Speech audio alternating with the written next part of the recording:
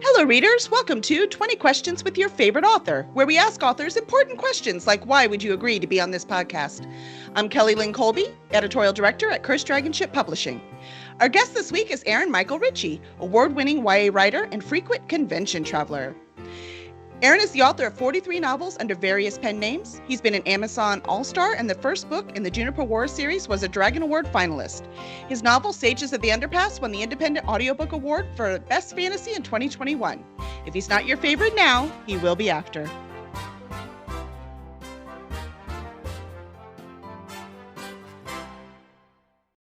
Welcome, Aaron. Welcome to the podcast. Hi, guys. Hello. Welcome. So, and I write. Aaron. He's not sick at all. I've never felt more. I have a glint in my eye and a spring in my step, and an infection in my lungs. So it's not COVID.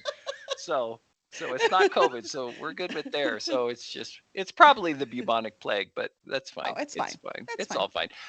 No, and I just want to say I've 43 novels, lots of different genres. I got my start writing tons of YA, but now I just write a little bit of everything.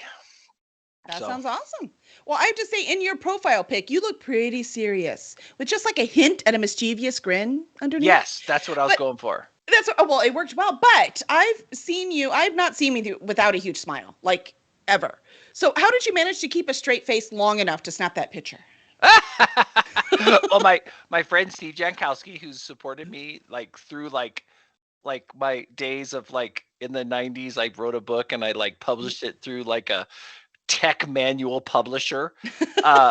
My wife. Did you have to buy 1,000 copies? No, I bought like 20 and gave them to my best man at my wedding. Dream of the Archer. It was this amazing book that I dedicated to my wife, but she couldn't read it because it was super like bad. When I say bad, I mean it was like so ahead of its time, no one could read it. Except my friend Peter. That's the way to spin it. So. No, so Steve Jankowski took my picture, and he's and so we tried different like serious and happy, and well, I should get a new one that's more zany because I've been writing zany books lately. No doubt. Oh yeah. Got some crazy stuff out there. Oh yeah. Well, we just saw each other at Superstars, and it was totally fun. We love our Superstars writing convention on this podcast. And it says that you frequent conventions. You really like them. So what do you find to be the most beneficial aspect of such events? Getting out of my house. And like talking with people. Leave. Yeah. No, dude, I get to hang out with my friends. I get to sell books. I get to be on panels and talk about like super nerdy things, which I love. I love so much. Yeah, and yeah, and I love to travel and I love to go new places. And my friend James A. Hunter, who's my co-author on the Shadowcroft Academy for Dungeon series, talks about how he grew his writing business from convention to convention. And that really is the truth. It really puts the cougar back in the car. And that is a Talladega Nights reference. And it's probably the most important movie for any sort of self-realization. Most important, this one. That's the one. Talladega Nights, yeah, pretty sure. I like that. I think we're going to have a lot of pop culture references. There will be a quiz at the end. We're going to see how cool y'all are, just for the record. Well, when my daughters were learning to drive, I told them, you don't drive with your eyes, you drive with your heart. And then your wife said, never mind, I'm going to teach him to drive. Yeah, that's basically it. So... Yeah, I can see that. Well, you mentioned James Hunter, and he actually talked about you at Superstars and said that you were willing to write a book a month so you could quit your job and do this writer thing full time. Yeah. So my question is, are you surviving? Like, how do you find time to eat? Like, how is this working out? No, I had to slow down. Book a month is like... Right? No, it's a lot. It's a lot. No, a lot of it's like, I don't know. There's no, I don't know how I've survived. Part of me is supremely broken and I'll probably never recover, but living the dream. I love this stuff. I love planning books and I love getting words down and I cry, dude. When I write I wrote in coffee shops a lot. And it's been hard in COVID because I can't go out in the coffee shop. So I have two monitors So I have my writing monitor and I have another monitor. Mhm. And on the other monitor, like when I couldn't go to coffee shops, I would like find like Japanese student studies in Tokyo coffee shop. And I would like study with Uchiko, and I'd be writing books and she'd be studying like, And you're like, me too. Me I'm too. like, you go, Uchiko, you live your dreams. No, but I write in coffee shops and I cry and yell and scream, and they're like, sir, yeah. I've not been thrown out yet. And I really don't care if people look at me funny. So Hey, at my coffee shop, they knew my name, and I haven't been there, like you said, in like 2 years. And if I go to the drive-thru to get coffee, they still know my name. So I feel you. Yeah, I know, right? So you make an impression on these poor people in these coffee shops. Oh, well, the one that you're writing for Shadow Alley is, you said that's the Shadowcraft Academy for Dungeons, right? Yes. How did you come up with a mushroom as a main character? Well, because mushrooms are like an ancient form of life, right? And like mushrooms are all around. There's a great on Netflix. There's a great documentary on mushrooms. It's called The Magical Mushroom, and talks about the psilocybin, but it also talks about like I was gonna say, I thought that was about something else. Okay, keep going. it also talks about a little bit of the biology of it. Like I think one of the largest organisms on Earth is a mushroom spore colony across Oregon. Yep. Right? And how mushrooms like right now I had a fungal infection. Do we want to talk about that? I have pictures. I'm kidding. You don't want to hear about my fungal infection. But I like the idea. I might, but I have a biology background. Okay. No, so James and I were talking about like a non-human character. We wanted to do a non-human character as a dungeon core, and mushroom dungeons are a thing. And so yeah, we settled on a mushroom, and he's so damn cute. That cover is so cute. He is. And that was me. So the original face wasn't working, and I'm like, dude, let's just Groot it up, man. Let's just go Groot. And so if you notice his I hope Disney's not listening. There's copyright. No, you're allowed to use art, man. Just the face. If you notice, the face is very cute. So like Groot, but it wasn't based on Groot. It was based on something else. Yeah, the mushroom. Yeah. Logan Murray, one of your adorable children. Little fungaloid. Oh, I love it. I saw that. I'm like, that is so interesting. It's been a lot of fun. That's awesome. And so they said this series is Gamelit. And we've had a ton of lit RPG authors on the podcast. Woo-hoo. So can you tell us how Gamelit is different from lit RPG?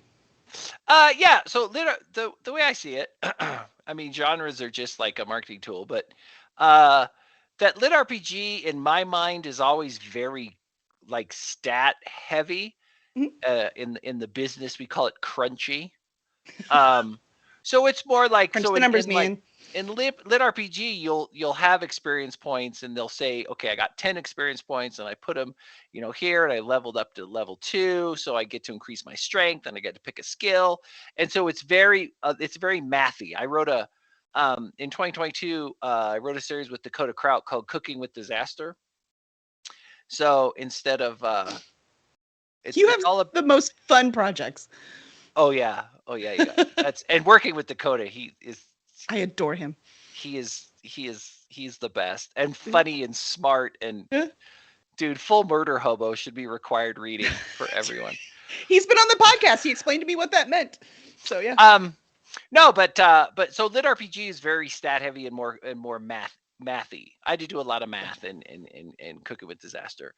Because it was all based on like food and calories and like you had to like eat while you fought, which sounds like a dream come true. No, it's hard. Like I used to do races, like run triathlons and stuff, and you have to eat. And I did the Boulder, which is a 10K, and they had like bacon. So I would like try to eat bacon and run.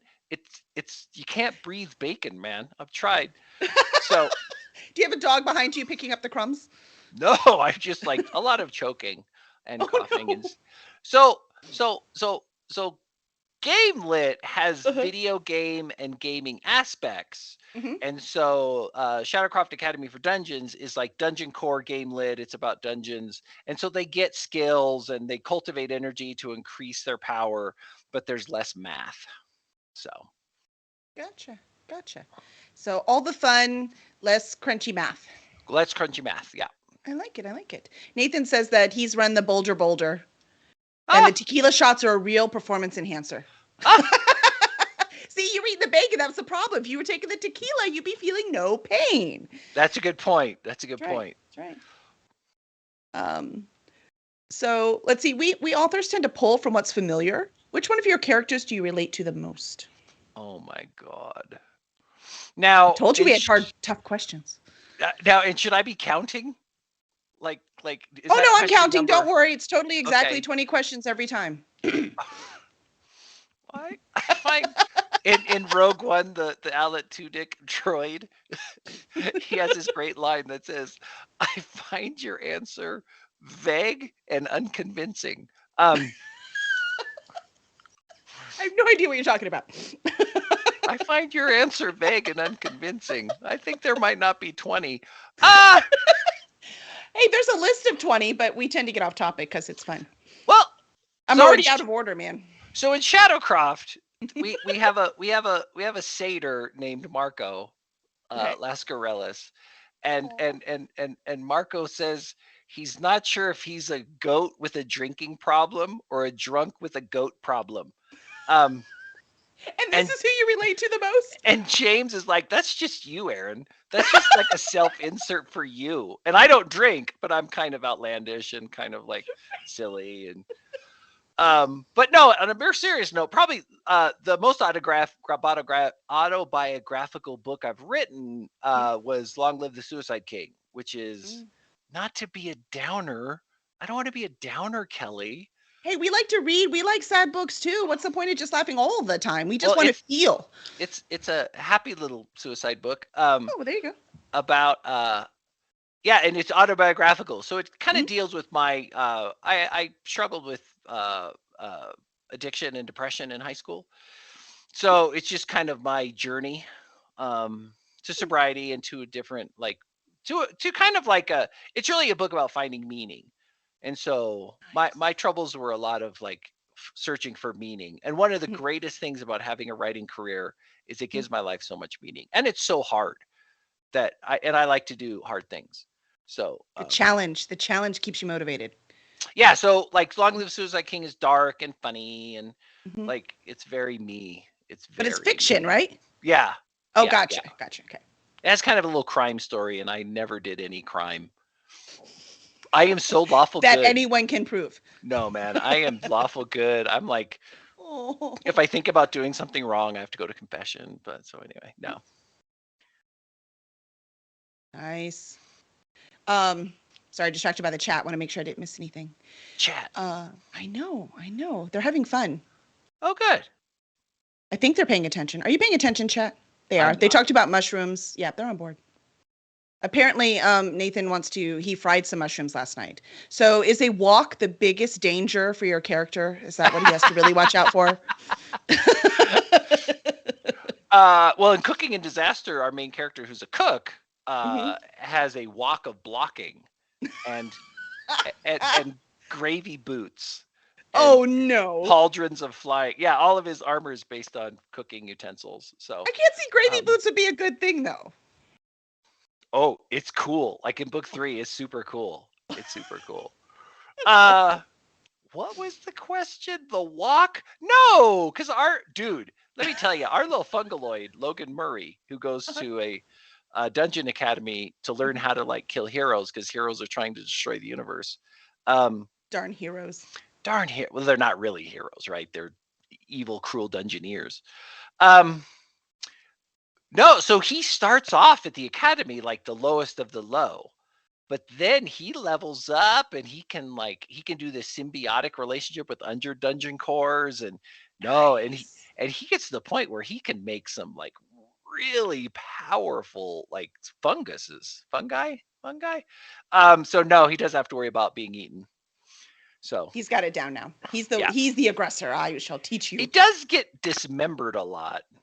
But what's a little dismembered between friends, right? Dismemberment. So he's a mushroom. He'll just grow more. It's fine. Exactly. It's fine. Unless there's 2 of them. I mean, that could be a really weird scene. Talking to himself. Oh. I mean, that could be bad. That Don't could be tempt bad. me, Kelly. Don't tempt me. He's like, Don't. book 4. I have an idea.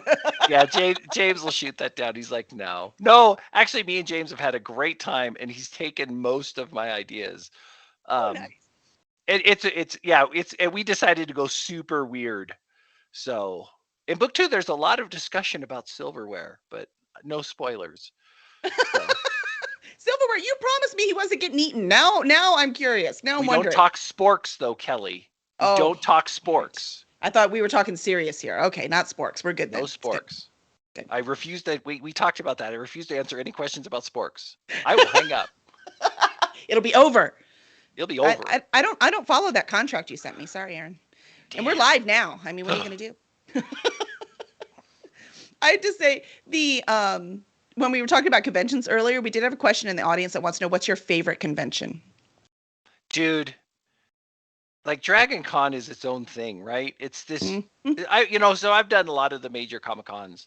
Mm-hmm. I've been to San Diego Comic Con with Quincy J. Allen, and we worked the Cheryl and Kenyon booth and sold our books. And no, Dragon Con is nerdy gras, right? It's this big, huge, rolling, drunken party, nerdy. It's a small con, right? So it's a nonprofit. Small. Well, it is. It's Heart of Hearts. It's a nonprofit. It's like locally we have Mile High Con, which is a local Colorado con. At its heart of heart, it is a small con. It's just a small con that includes like 100,000 people. So actually, you're right. I guess the feel of it is small con, isn't it? Yeah. Yeah, you are right. With dancing Tyrannosaurus Rexes at 3 a.m. at the rave. Sure. Yeah, at the Hilton, man. It's the rule. It's a rule. Yeah. Yeah, even my mom and Vicky brought their dinosaurs this time. So, and they're in the crowd right now talking. That's what they came dressed as dinosaurs. They were ready to go, man. Even carpet dinosaurs. They had carpet dinosaurs. But I also like Fan X in Salt Lake City. I'm a fan of the Salt Lake City area. I wrote some books with Dave Butler, DJ Butler at Bain. They have an inordinate amount of readers, it seems, that go to that con. Oh yeah. It's and that's big, and it's super fun. So excellent. Those are 2 great ones. Good call. You answered correctly, just making sure. I mean, my finger was on the hang up button, just in case. And as far as writers' conferences, Superstars is really good. 20 books to 50K, I think, is required. I think 20 books to 50K is cheap. It's in Vegas, and it is invaluable to people who want to make a living writing books. Yeah, I haven't gone yet. It's on my list. It's super good. And then Pikes Peak Writers locally in Colorado, but we get people from all over the world. Pikes Peak Writers in Colorado Springs. And I got my start at RMFW, which is Rocky Mountain Fiction Writers. So it's all just good. Writing books. They're all good. Just keep going, man. I love writers. I love writers so much. I know, me too. It's one of the reasons why I wanted to fulfill this writing fantasy, is because I wanted to hang out with writers. Yeah. Yeah, they're cool. Hence a publishing company. Now you get to hang out with all kinds of writers. It's the best thing ever. It's awesome. That's okay. Right? Next question. Hit me. Ready? All right. What has been the best fan interaction you've had? I mean, or weirdest. We don't judge, either way. We don't kink shame on this podcast. We do not. No, there's been a lot. Probably the best was I was at Fan X at Salt Lake City, and this like teenage girl was walking by booth. I sell books out of Bart's Tower, which is a big moving bookstore that Lexi Vanderberg runs, and this woman pointed, and she says, "That's my absolute favorite book." And I said, "Oh, I'm the author." And her face drops. She bursts into tears, and she's like, "That book saved my life." Oh, wow. Which book was it? Long Live the Suicide King. Wow. She had read it and found like hope in its pages. That's beautiful. Yeah, that was probably the best. I'm assuming you signed her book and wrote something very sweet in there. She already had a copy. She already had like a couple copies in her car. So we got a picture, but I think she was like so blown away. So overwhelmed. That is so cool. Makes it worth it when you're sick and you're trying to get the words out anyways, right? Yeah. Mm-hmm. Yeah. Mm-hmm. You're like, this is why I do it. I have to say, you posted the cutest Valentine from your daughter where she talked about how she loves you more than one of your characters loves whatever it is they love. Like there were multiple universes.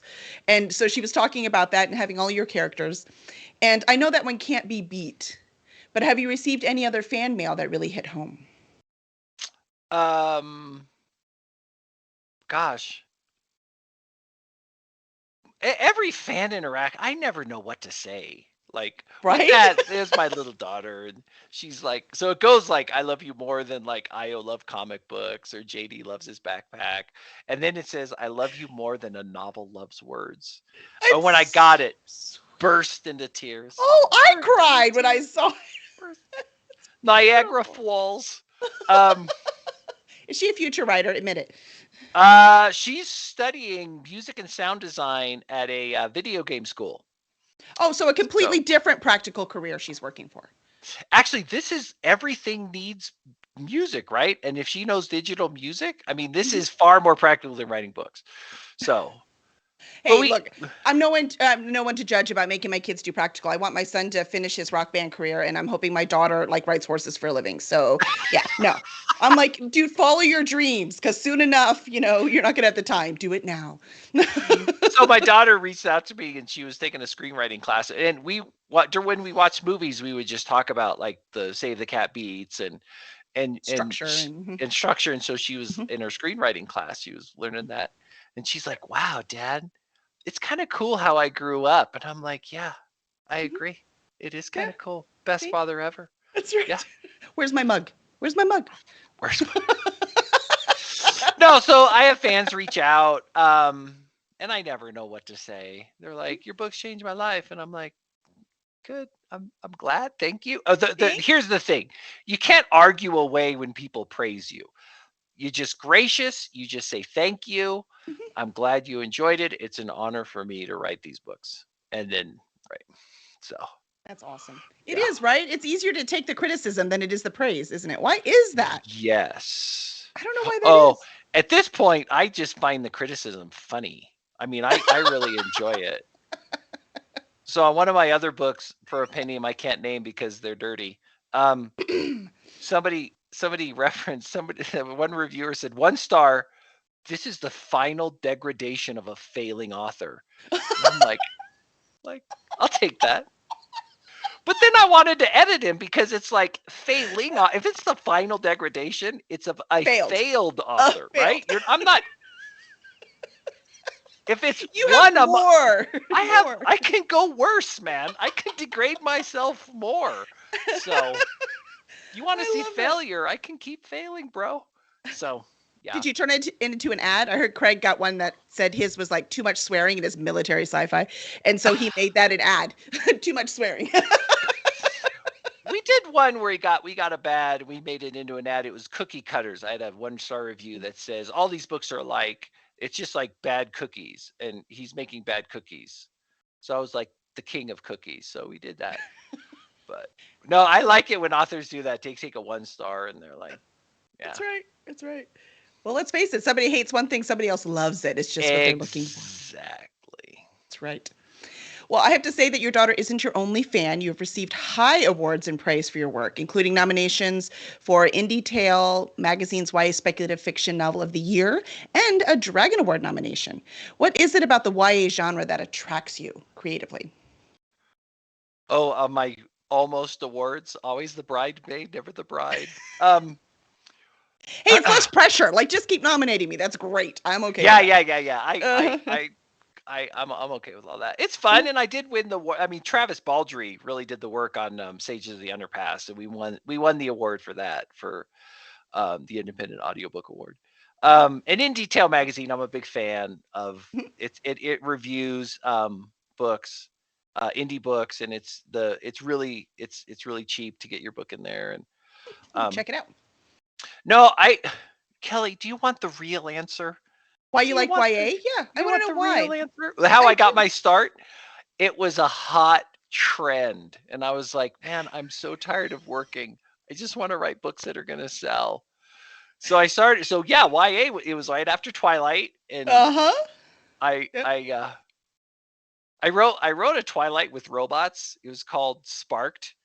And I got a great rejection from an agent. It was like, this is too genre. It doesn't stick out. And I'm like, oh, thank God.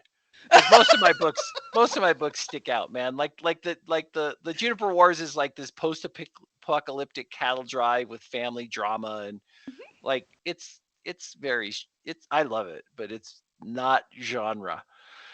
So so that's what I started writing YA and I really liked it. And I was watching The Princess Diaries with my daughter.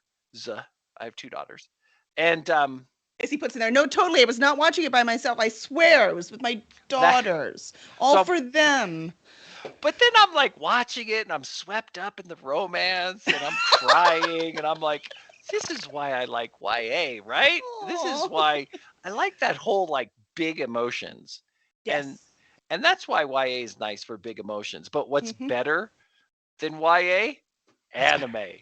Anime is better for big emotions. Anime definitely has big emotions. So yeah. So I've been accused of being histrionic, and I'm just gonna be like, yeah, right. I'm histrionic, overly emotional. Like my favorite, like God rest his soul, Meatloaf just died. God rest his soul. Yes. Yep. Hey, saw him in Um, concert, met him. and Jim Steinman's dead. And Jim Mm-hmm. Steinman is just a wonderful The songwriter writer. and Yeah. just a just Mm-hmm. he gets me. But He those told songs, stories in man, his songs, so yeah, that's definitely right up our alley. and they're like Wagnerian, huge Right? emotions. Like Uh-huh. I would do anything for love, but I won't do that. So yeah, Yep. man, big emotions, Mm-hmm. big emotions. That's a That's good what way I to like. do YA. I can totally see that. I mean, at that time, the hormones are so crazy, everything's big. Yeah, it So is. totally makes sense. So you mentioned your Juniper Girls. I had some questions about that because I started reading that because I try to read the beginning of books so I can get some questions and kind of Oh sure. understand if I haven't read a lot yet. And I knew you more personally, not as much about your work, so I went through it. Juniper Girls really gripped me. So that's a really fascinating world that you have going on. Like, tell us a little bit about it and where did you get the idea for that series? Um, man, we retitled them. The first it was called the series is called the Juniper Wars. Um, Well, the new covers are awesome. and it was Dandelion Iron, but what's the new one? Oh, it's Armageddon Girls is the Yes. new one. Yes. The new title. Uh, I love Supernatural, like a Who a doesn't? lot. Like you Talking talk about big about emotions. right, right. That's There's right. the Dean Winchester single man tier. It's I'm so telling good. half the time I hear like 70s rock music and all I can think of is that show. I'm like, why are you crying? It's a rock song. You have no idea. The road so far, carry on Yes. my Oh, wayward son. never. The Uh, rest of my life will I see anything else but Dean, Sam and Dean when I hear that song. and also, like, I got turned on to Hailstorm. I Am the Fire on Yeah. later this season. I I, would I like really fell in love with Blue Oyster Cult. Yeah, all kinds of things. if Lizzie Hale is listening to this podcast, I will leave. I will do anything for you, Lizzie Hale. You are All right. my muse. You are my dream. Um, When she emails me, I'll let you know, Aaron. oh, I love Hailstorm so much. Um, so so I love Supernatural. I love the big family drama. So I wanted to Mhm. do a big family drama, and I heard it somewhere that like 75% of all books ever written have like a male character, like a male lead, and I'm like, Mhm. well, if I can write a book, I I'd like to add to the to the sisterhood of books. Um, And you've got two daughters to draw from, so it makes sense. and I like strong, powerful women. I mean, Hmm. my mom Who started a doesn't? business, and actually, my mom started a business. She's a psychotherapist, 2 words, psychotherapist. But she had her own business for a long time, doing psychotherapy. And my wife is just an amazing person who worked in Silicon Valley at a startup in the night. I mean, just like I'm surrounded by strong, powerful women. Hmm. So family drama, steampunk was going to be the next big thing. Kelly Colby. I know. I have a starter steampunk one too. It was going to be the next big thing. So that's kind of like and then so I wanted to build a world and I love westerns, and I grew up watching westerns with my dad. Um so you kind of throw all of those things together, and there's a band called 16 Horsepower, which is like an alternative country, goth country, super good. Interesting. Super good. Look It's him up. so good. Mhm. You'll either love it or you'll never look at me the same. Or It's super both. weird. But they have a song called Dead Run. And Mhm. so all of those influences coalesced into the Juniper Wars.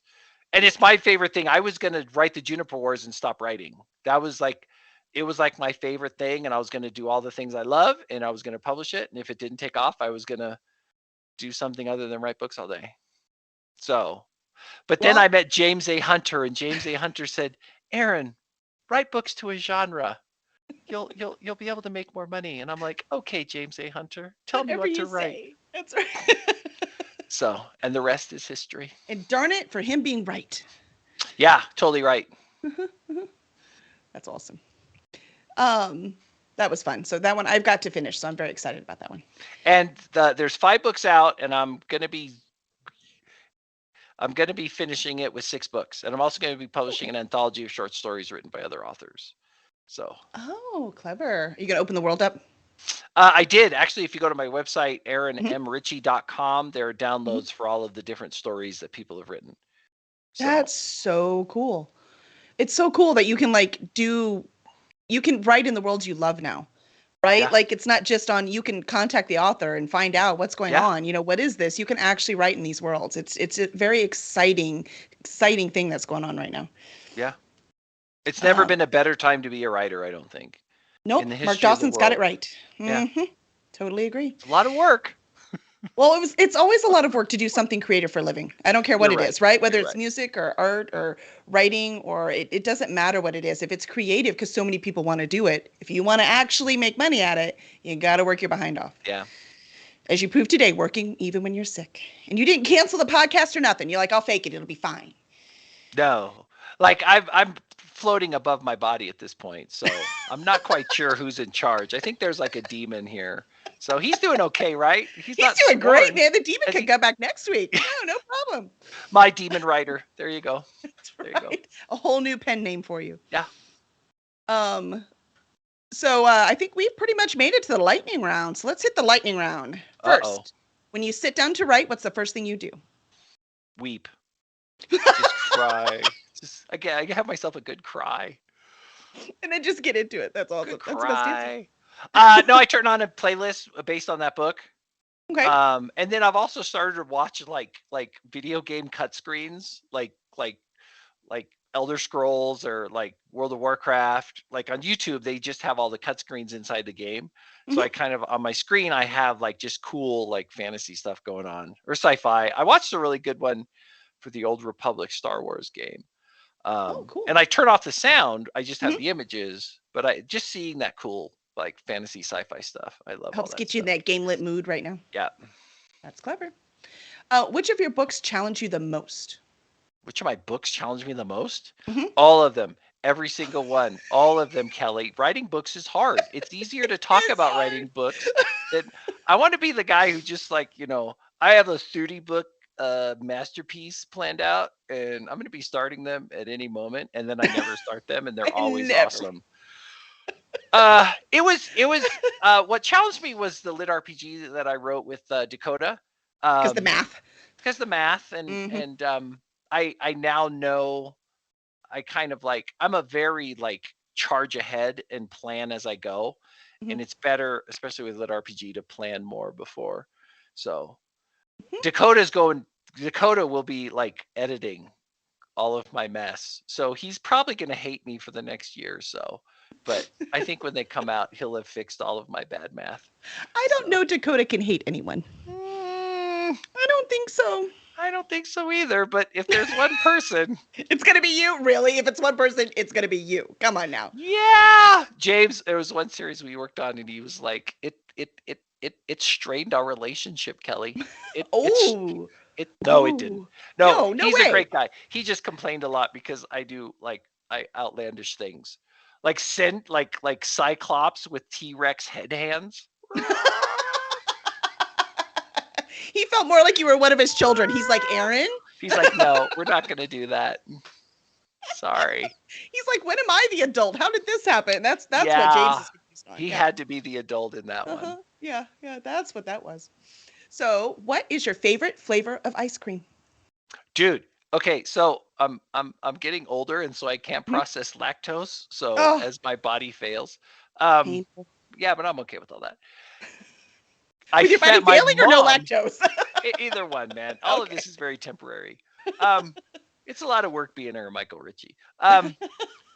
So my mom bought Mhm. me this Kind Ice Dawn Dairy frozen treat. It's like Kind bars, and Uh-huh. it's cherry chocolate. And my mom used to take me for cherry chocolate malteds growing up. My dad was a policeman who worked nights, so we were alone, and we would go to the Tasty Freeze and get a cherry chocolate shake. That's Um, awesome. I know, a little nostalgia. And so, yeah, so and I think it might have been from an alternate universe because I can't find it again. So, I'm It must be pretty somewhere. sure maybe, or it's in another timeline, the darkest You're timeline. gonna have to ask your mother because obviously she visited because she brought it to you. You didn't buy it. Or maybe it wasn't my mother, but it was like another version of my mother. I It love could all this be. multiverse stuff. I'm a Me fan. too. It's so much fun. I'm a fan. Yeah, I agree. That was a great answer. Um, can zombies climb? No, That was easy. Done. Steven would be a fan of yours. Polos or button ups? Which do you button prefer? ups. Button ups? I like button ups, but with snaps. And I'm wearing my favorite Ooh. shirt. This is a shirt I bought at a Western store, and it's super expensive. My wife was like, "Are you gonna wear that?" And I'm like, "I will wear the crap out of this t-shirt." So, and I have like the little buttons, and if you look, Uh-huh. it's super cool. It's like it's like Oh, they're that like totally is diamonds. Western shirt. Look at that. Oh yeah, oh yeah, You could oh be yeah. wearing that in Juniper, man. Oh, I love the juniper so much. That's awesome. Yeah, we have a store, Cavender's, and they have all the Western stuff here. Oh sure. So, yeah, yeah, that would be nice. If you could live anywhere in the world, where would it be?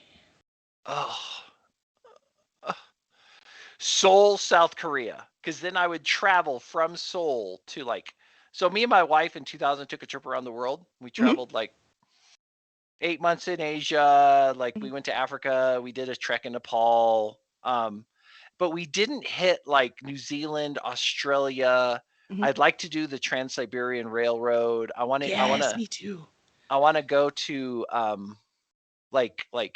I've been to Bali in Mhm, Indonesia, but I'd like to do Oceania and Micronesia and all those islands, and I'd mhm. like to study like Peloponnesian religion, and then write a book based upon. I love religion and talking about religion, Oh, yeah.